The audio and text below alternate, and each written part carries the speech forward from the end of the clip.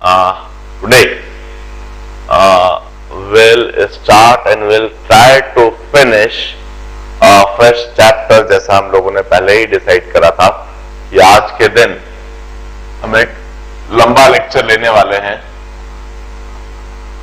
और इस दिन we'll finish redox reaction. I will start this chapter, I will cover all the concept of this chapter and I will try to finish this chapter. अब देखते हैं कि finish कर पाते हैं या नहीं.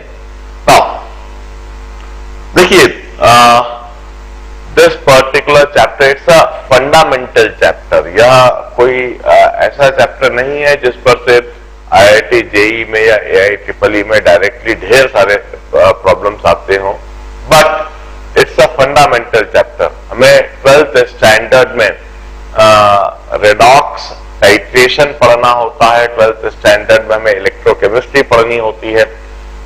जनरली प्रॉब्लम तो उस चैप्टर पर से आते हैं, इलेक्ट्रोकेमिस्ट्री रेडॉक्स टाइट्रेशन पर, मगर उन चैप्टर को पढ़ने से पहले जो उसके बेसिक कंसेप्ट हैं, बेसिक फंडामेंटल्स हैं, वह हम 11th स्टैंडर्ड में इस चैप्टर में रेडॉक्स रिएक्शन में पढ़ते हैं. As you might be aware of कि this chapter is included in inorganic chemistry. Inorganic chemistry का फर्स्ट चैप्टर के रूप में इसे ट्रीट कर रहे हैं सीबीएसई एनसीईआरटी बुक में. पार्ट 2 में यह पहला चैप्टर है और probably this is included in your coming examination. जो अभी आप एग्जामिनेशन फेस कर रहे हो उसमें इंक्लूडेड है. इसीलिए मैं इस चैप्टर को इस समय पर करा रहा हूं, so that you should be able to answer any question that is asked in your examination. ठीक है ना. देखिए, we have got various types of chemical reaction और उन्हीं में से एक है यह redox reaction. It's a very peculiar type of reaction and it have got lot of concept जिन्हें हमें समझना है, क्लियर करना है. देखिए, मैं एक फिनोमेना पहले बताता हूं. This is an aqueous copper sulphate solution. Copper sulphate it's a salt and it's generally blue in colour. Copper sulphate के यदि आप क्रिस्टल्स लेंगे, सॉलिड क्रिस्टल्स लेंगे, तो वह हाइड्रेटेड क्रिस्टल होता है. कॉपर सल्फेट हमेशा इस तरह से एग्जिस्ट करता है, CuSO4.5H2O. एक कॉपर सल्फेट मॉलिक्यूल के साथ 5 वाटर मॉलिक्यूल्स एसोसिएटेड रहते हैं. We call it hydrated copper sulphate and it's blue in colour. यह जो सॉल्ट होता है ब्लू कलर का होता है. इस ब्लू कलर के सॉल्ट को पानी में मिला दिया गया और इसका एक एक्वस सॉल्यूशन बना दिया गया. This aqueous solution would be also blue coloured. यह ब्लू कलर्ड सॉल्यूशन होता है.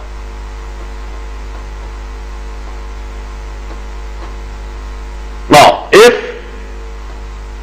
This blue coloured solution of copper sulfate, if it is dipped with zinc rod,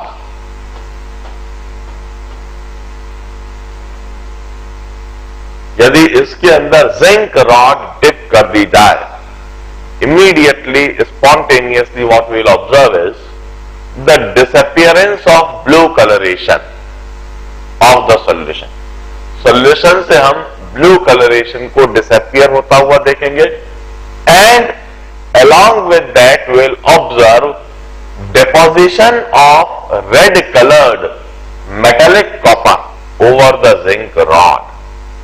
zinc rod के ऊपर हम red coloured metallic copper deposit होता हुआ देखेंगे. This is the phenomena that will always observe spontaneously and immediately. यह phenomena spontaneously दिखेगा और immediately दिखेगा. हम कहते हैं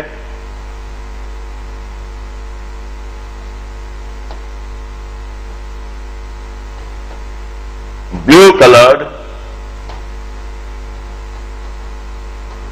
solution of copper sulfate dipped with zinc rod.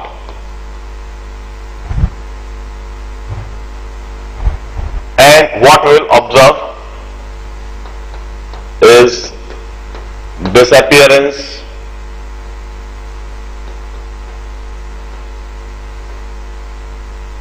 of blue coloration and red colored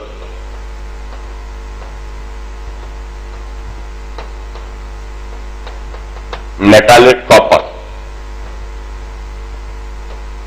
over zinc rod.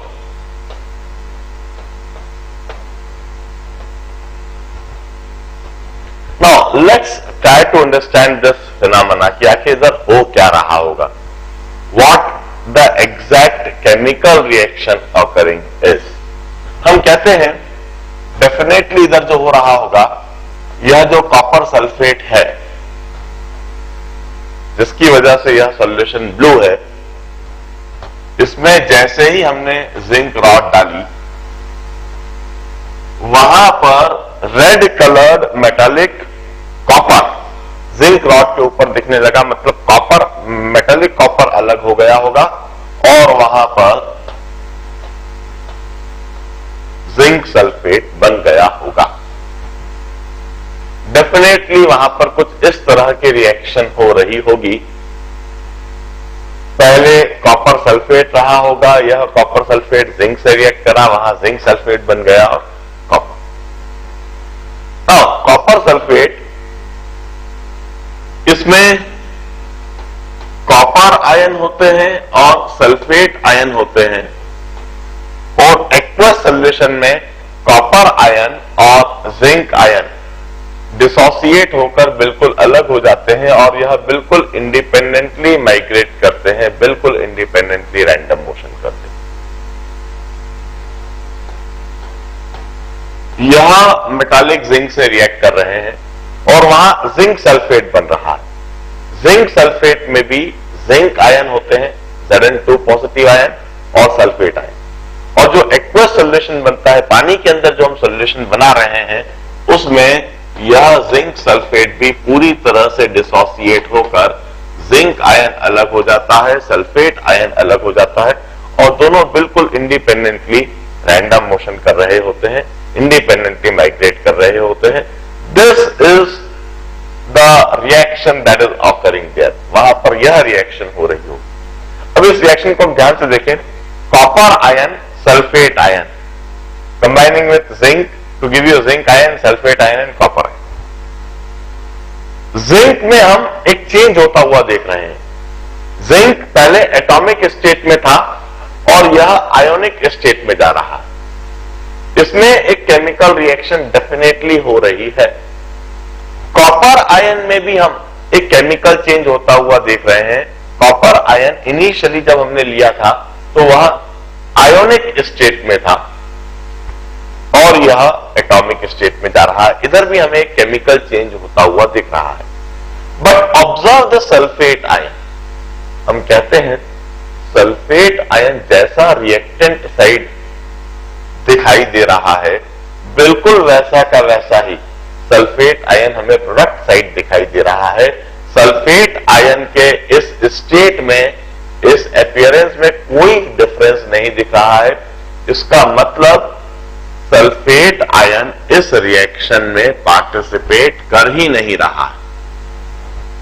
There is no involvement और no participation of sulphate ion in this reaction. तो sulphate ion को हम दोनों तरफ से काट देते हैं, कैंसिल कर देते हैं. बेसिकली वहां पर जो रिएक्शन हो रही है,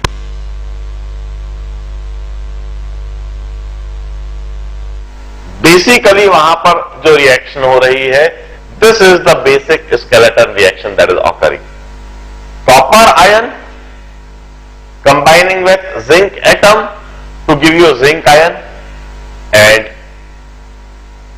copper atom. This is the basic skeleton reaction that is occurring दिया। अब हम कहते हैं यह जो रिएक्शन वहां पर हो रही है इसे भी हम दो स्टेप में होता हुआ सोच सकते हैं। दो स्टेप में इस फिनोमेना को होते हुए सोच सकते हैं। पहले स्टेप में यह जो जिंक है, दिस जिंक एटम, यह दो इलेक्ट्रॉन बाहर कर रहा है और जिंक आयन में कन्वर्ट हो रहा है। This is the first step of the reaction. In the first step, zinc atom is eliminating 2 electron. It's rejecting 2 electron and giving you zinc ion. While in second step,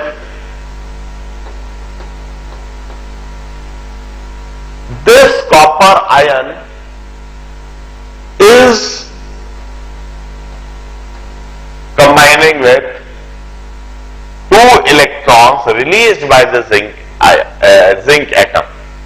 यह zinc atom के द्वारा बाहर निकाले गए, reject करे गए जो 2 electron है वह इन कॉपर आयन ने एक्सेप्ट कर लिया और वह मेटालिक कॉपर में कन्वर्ट हो गया। और इस तरह से वहां पर ओवरऑल यह रिएक्शन होने लगी, zinc combining with copper ion to give you zinc ion and metallic copper. We may always visualize this phenomena in this manner. And we conclude that there is an exchange of electron during this reaction. इस reaction के दौरान electron exchange हो रहे हैं। Zinc is rejecting the 2 electrons. Zinc 2 electron बाहर निकाल रहा है and copper ion is accepting those electrons. Now such a reaction we call it a redox reaction. First of all, let me introduce a term called reduction. We used to say addition of electron or the gain of electron is termed as reduction. कोई सा भी spaces यदि electron acquire करता है, electron gain करता है, then that is termed as reduction. This is gain of electron or electronation is termed as reduction. Then let me define the term oxidation. Removal of electron or the loss of electron is termed as oxidation. यदि कोई spaces electron reject करता है, electron को बाहर निकाल देता है और de electronation is termed as oxidation. हम कहते हैं जिंक 2 इलेक्ट्रॉन बाहर निकाल रहा है और जिंक आयन में कन्वर्ट हो रहा है।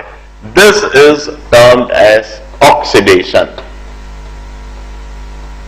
इसे हम ऑक्सीडेशन कहते हैं। हम कहते हैं जिंक ऑक्सीडाइज हो रहा है। While copper ion is gaining the electrons, there is addition of electron in copper ion. This is termed as reduction.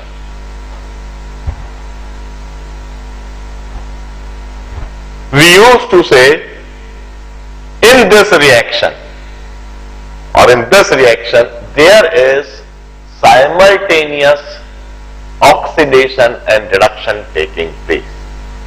कहीं पर भी जहां रिडक्शन होता है वहां पर ऑक्सीडेशन भी हमेशा एसोसिएटेड रहता है, या फिर कहीं पर भी यदि ऑक्सीडेशन हो रहा है तो वहां रिडक्शन जरूर हो रहा होगा, क्योंकि ऑक्सीडेशन मतलब कोई स्पेसिस इलेक्ट्रॉन को लूज कर रहा है। यदि कोई स्पेसिस इलेक्ट्रॉन को लूज कर रहा है तो वहां कोई दूसरा स्पेसिस अवश्य होगा जो उस इलेक्ट्रॉन को एक्वायर करेगा। तो एक स्पेसिस यदि ऑक्सीडाइज हो रहा है तो सामने कोई दूसरा स्पेसिस अवश्य रिड्यूस हो रहा होगा। तो जहां कहीं ऑक्सीडेशन होता है वहां रिडक्शन भी होता है, और जहां रिडक्शन होता है वहां ऑक्सीडेशन भी होता है। Reduction and oxidation always occur simultaneously parallelly. किसी भी एक रिएक्शन में रिडक्शन और ऑक्सीडेशन दोनों ही एक साथ हमेशा होंगे, and such reaction we call it redox reaction. इस रेडॉक्स रिएक्शन में this RED, this red term, it's derived from this reduction, and this OX term, it's derived from this oxidation. We used to say redox reaction means simultaneous reduction and oxidation. Redox reaction का मतलब होता है simultaneous oxidation and reduction. और इसी category की, इसी तरह की रिएक्शंस को हमें बड़ा डिटेल में पढ़ना है इस चैप्टर में। सबसे पहले हमें रिडक्शन के कंसेप्ट को बहुत अच्छी तरह से समझना है कि यह रिडक्शन होता क्या है। फिर उसके बाद में हमें ऑक्सीडेशन, रिडक्शन और ऑक्सीडेशन के कंसेप्ट को समझने के बाद में अब इधर हम एक टर्म और इंट्रोड्यूस कर देते हैं,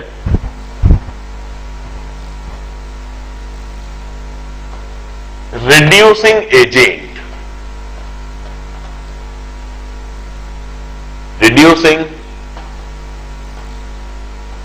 एजेंट, और we also call it reductant.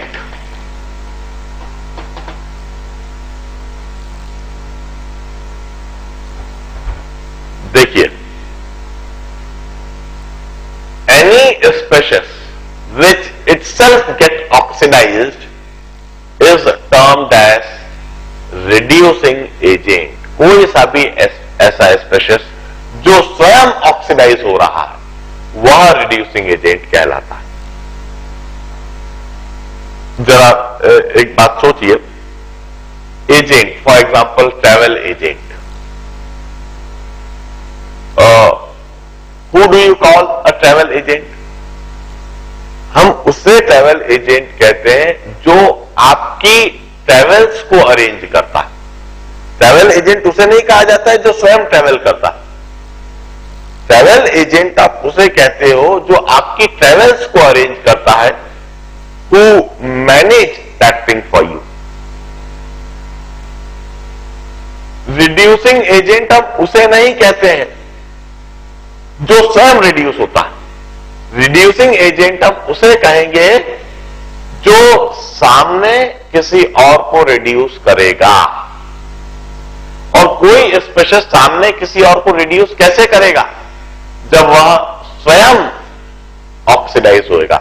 Reducing agent मतलब उसको किसी और को रिड्यूस करना है। किसी और को रिड्यूस करना है मतलब किसी और को उसको इलेक्ट्रॉन देना है, और वह किसी और को इलेक्ट्रॉन तब देगा जब वो स्वयं अपना इलेक्ट्रॉन रिलीज कर देगा। और जब वह अपना स्वयं का इलेक्ट्रॉन रिलीज करेगा मतलब वह स्वयं ऑक्सीडाइज होगा। Any species which get oxidised, species that itself is oxidized and reduce another species would be termed as reducing agent or a reductant। reducing agent आप उसे कहते हैं जो स्वयं ऑक्सीडाइज होता है और दूसरे को, सामने वाले को रिड्यूस करता है। इसी तरह से इधर हम दूसरा टर्म इंट्रोड्यूस करते हैं, ऑक्सीडाइजिंग एजेंट।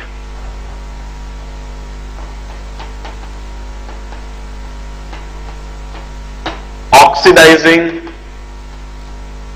एजेंट और ऑक्सीडेंट।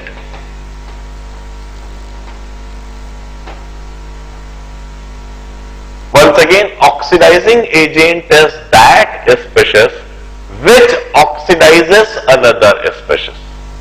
हम ऑक्सीडाइजिंग एजेंट उसे कहेंगे जो किसी दूसरे स्पेशीज को, सामने वाले को ऑक्सीडाइज करता। अब सामने वाले को किसी दूसरे स्पेशीज को कोई कैसे ऑक्सीडाइज करेगा? सामने वाले को ऑक्सीडाइज करना है मतलब उससे उसका इलेक्ट्रॉन लेना है। जब आप सामने वाले से इलेक्ट्रॉन को निकालोगे तो उसको ऑक्सीडाइज करोगे। हम कहते हैं सामने वाले को ऑक्सीडाइज करने के लिए, किसी दूसरे को ऑक्सीडाइज करने के लिए आपको स्वयं को इलेक्ट्रॉन लेना होगा, मतलब आपको स्वयं को रिड्यूस होना होगा। तो जो स्पेशीज स्वयं रिड्यूस हो और स्वयं रिड्यूस होकर किसी दूसरे को ऑक्सीडाइज करता हो, उसे हम कहेंगे oxidizing agent. Species that itself is reduced and oxidize another species.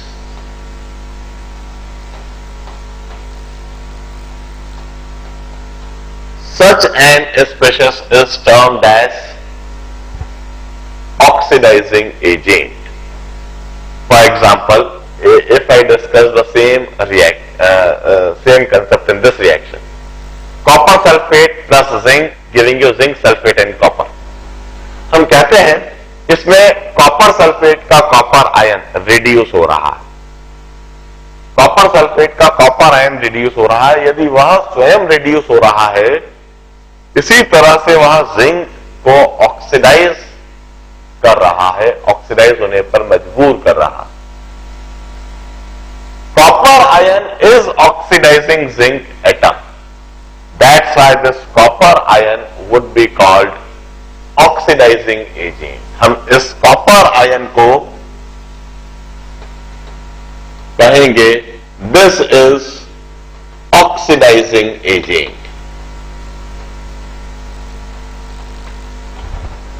Or copper sulfate is an oxidizing agent. While zinc atom स्वयं ऑक्सीडाइज हो रहा है, और जब यह स्वयं ऑक्सीडाइज हो रहा है तो सामने वाले कॉपर आयन को रिड्यूस कर रहा है। क्योंकि यह सामने वाले कॉपर आयन को रिड्यूस कर रहा है, इसीलिए हम इसे कहेंगे reducing agent.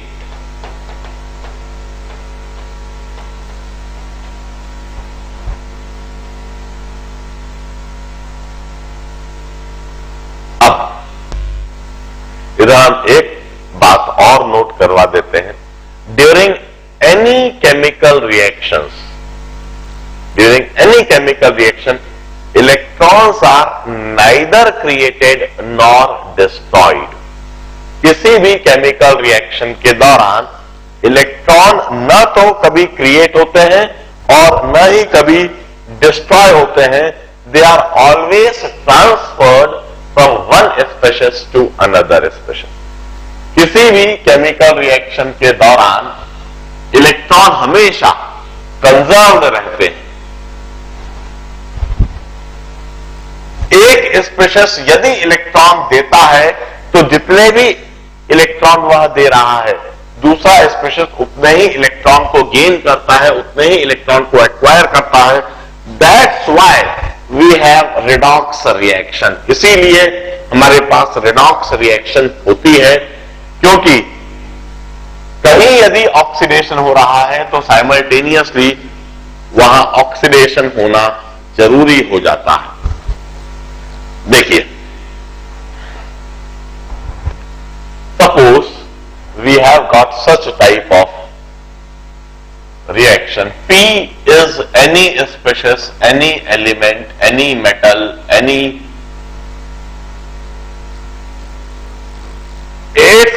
molecule. This P releases n electron. यह n इलेक्ट्रॉन बाहर निकाल देता है। देखिए, अब एक एक इलेक्ट्रॉन के पास एक एक नेगेटिव चार्ज होता है। P एक न्यूट्रल एटम है, न्यूट्रल स्पेशीज है। जब इसने n इलेक्ट्रॉन्स को बाहर निकाल दिया तो अब जो नया स्पेशीज बनेगा उसके पास n इलेक्ट्रॉन की डेफिशिएंसी आ जाने से इसके पास p प्लस n चार्ज आ जाएगा। n इलेक्ट्रॉन को बाहर करके हम कहते हैं कि वहां पर n इलेक्ट्रॉन की डेफिशिएंसी हो गई और n इलेक्ट्रॉन की डेफिशिएंसी हो जाने से वहां पर प्लस n का चार्ज आ गया, वहां पर पॉजिटिव चार्ज आ गया। This is termed as half oxidation.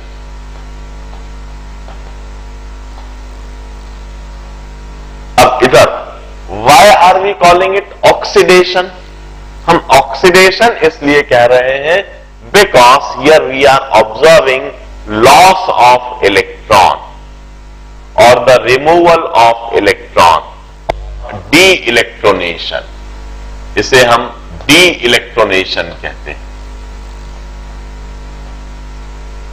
De-electronation means loss of electron.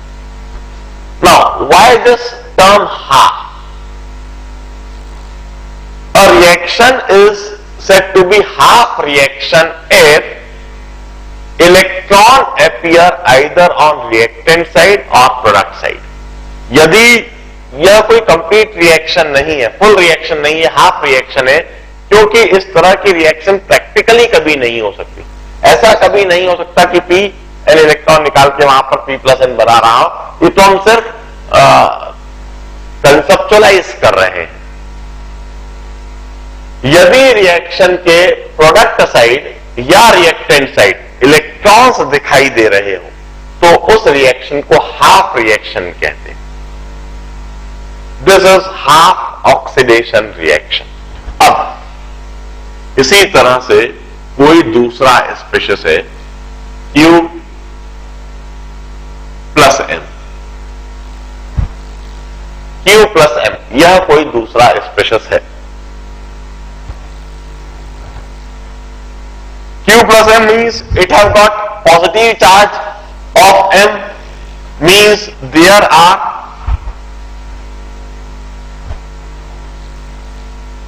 deficient M electron in this species. इस species में M electrons की deficiency है जिसकी वजह से इसके ऊपर M positive charge। Now this Q plus M may acquire M electron and it gives you Q.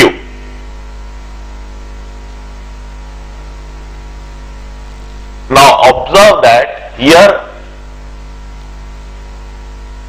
it's a gain of electron or the addition of electron. इस जगह पर electron Q plus M gain कर रहा है, electron इसमें add हो रहा है। This termed as electronation. We call it half reduction reaction. इसे हम हाफ रिडक्शन कहते हैं और वी कॉल इट इलेक्ट्रोनेशन। इसे हम इलेक्ट्रोनेशन भी कहते हैं। Now as I told you, electrons are neither created nor destroyed. Electron न तो क्रिएट होते हैं और न ही डिस्ट्रॉय होते हैं। They are always transferred from one species to another species. Oxidation के दौरान जितने इलेक्ट्रॉन रिलीज हो रहे हैं, रिडक्शन के दौरान उतने ही इलेक्ट्रॉन एब्जॉर्ब हो जाते हैं। इस हाफ ऑक्सीडेशन में एक P जब ऑक्सीडाइज होता है तो N इलेक्ट्रॉन रिलीज होते हैं। इस हाफ रिडक्शन में एक Q जब रिड्यूस होता है तो N इलेक्ट्रॉन्स ऐड हो जाते हैं। ऑक्सीडेशन में जितने इलेक्ट्रॉन रिलीज हो रहे हैं, रिडक्शन में उतने ही इलेक्ट्रॉन एब्जॉर्ब होने चाहिए। इलेक्ट्रॉन को कंजर्व करने के लिए और इलेक्ट्रॉन को कैंसिल करने के लिए we multiply this reaction by M and another reaction by N, and then we add the two half reactions. into n electrons got cancelled, and we are left with Mp plus Nq plus M gives you Mp plus N plus Nq. हमें इस तरह से यह reaction मिल गई. अब इस reaction में हम कहते हैं ऑक्सीडेशन भी हो रहा है, रिडक्शन भी हो रहा है. ऑक्सीडेशन और रिडक्शन साइमल्टेनियसली हो रहा है. Such simultaneous oxidation and reduction is termed as full redox reaction.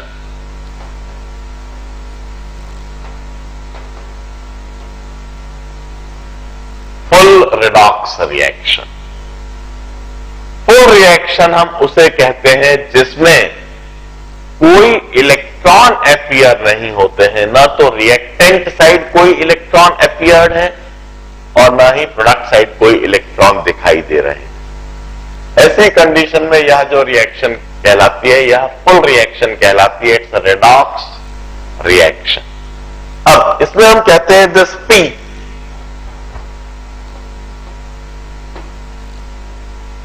P it itself is oxidized. यह itself ऑक्सीडाइज है. ये स्वयं ऑक्सीडाइज हो रहा. That's why it's called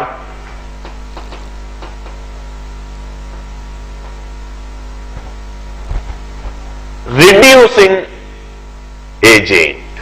ये स्वयं ऑक्सीडाइज हो रहा है.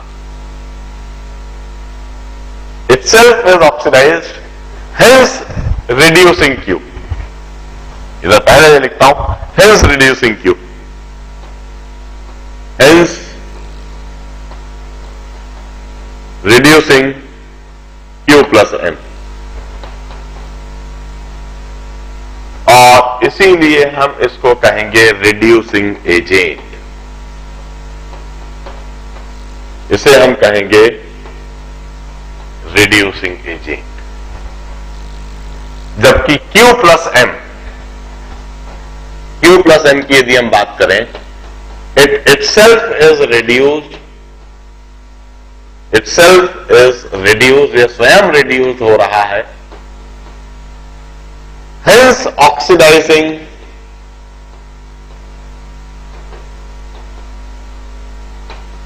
E, और इसीलिए हम इसे कहेंगे ऑक्सीडाइजिंग एजेंट. इसीलिए यह कहलाएगा ऑक्सीडाइजिंग एजेंट. इन्हीं रिडॉक्स रिएक्शन के बारे में हमें डिटेल में पढ़ना है. देखिए, अभी जो हमने करा है, it's called balancing redox reaction. यह हमने रिडॉक्स रिएक्शन को बैलेंस करा है और खासकर हमें 11th स्टैंडर्ड में इन रिडॉक्स रिएक्शन को बैलेंस करने का तरीका ही सीखना है. अभी जो मैंने रिडॉक्स रिएक्शन बताई थी, कॉपर और जिंक वाली रिडॉक्स रिएक्शन और पी और क्यू वाली रिडॉक्स रिएक्शन, ये तो फिर भी काफी सिंपल थी. Will come across various complicated redox reaction. में ढेर सारी तरह तरह की कॉम्प्लिकेटेड रिडॉक्स रिएक्शन मिलेगी और उन्हें हमें बैलेंस करना होगा. देखकर हिट एंड ट्रायल मेथड से इन रिडॉक्स रिएक्शन को बैलेंस करना काफी मुश्किल हो जाता है.